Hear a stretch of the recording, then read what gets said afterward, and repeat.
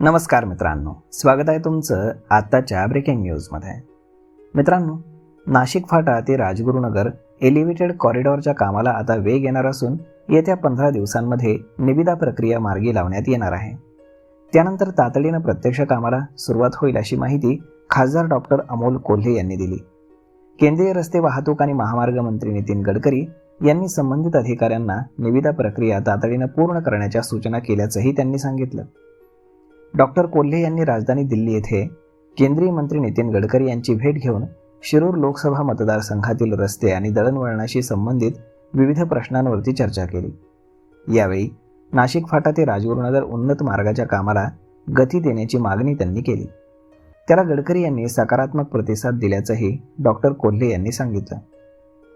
Nashik Phata Rajgurunagar elevated कॉरिडॉरचं काम सुरू करण्यासाठी 100% भूसंपादन पूर्ण असणं आवश्यक आहे. या निर्णयामुळे प्रकल्पाला विलंब होत असल्याचे चर्चेतनं स्पष्ट झालं.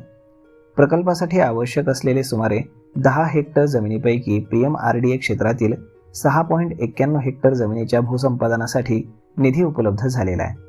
तर पिंपरी चिंचवड महानगरपालिका क्षेत्रातील 3.81 हेक्टर जमिनीच्या भूसंपादनासाठी पुढच्या 15 दिवसांमध्ये निधी उपलब्ध होणार असल्याचं गडकरी यांनी स्पष्ट केलं. याबाबत गडकरी यांनी पुणे जिल्हाधिकाऱ्यांशी दूरध्वनीवरून संपर्क साधून प्रकल्पाच्या सद्यस्थितीची माहिती घेतली. तसेच भूसंपादन प्रक्रियेला गती देण्याचे निर्देश दिल्याचंही डॉक्टर कोल्हे यांनी सांगितलं. मंचर आणि कळंब बायपास परिसरात अपघात प्रवण ठिकाणी तातडीनं भुयारी मार्ग आणि सर्व्हिस रोड उभारण्यात यावा अशी मागणीही डॉक्टर कोल्हे यांनी गडकरी यांच्याकडे केली. दरम्यान MIDCकडे हस्तांतरित करण्यात आलेल्या तळेगाव चाकण शिक्रापूर हडपसर यवत आणि पुणे शिरूर या मार्गांवरती मोठ्या प्रमाणात खड्डे पडलेत.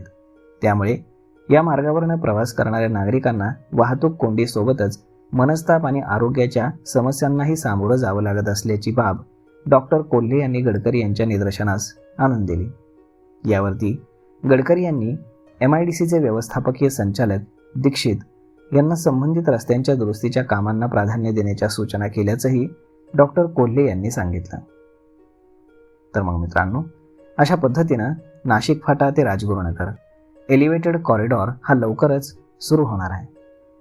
तर मग मित्रांनो, हा व्हिडिओ, ही माहिती तुम्हाला कशी वाटली हे तुम्ही आम्हाला कमेंट करण्यात नक्कीच सांगा. आणि जर हा व्हिडिओ तुम्हाला आवडला असेल तर आपल्या जवळच्या मित्रमंडळींसोबत देखील हा व्हिडिओ तुम्ही शेअर करायला विसरू नका. धन्यवाद.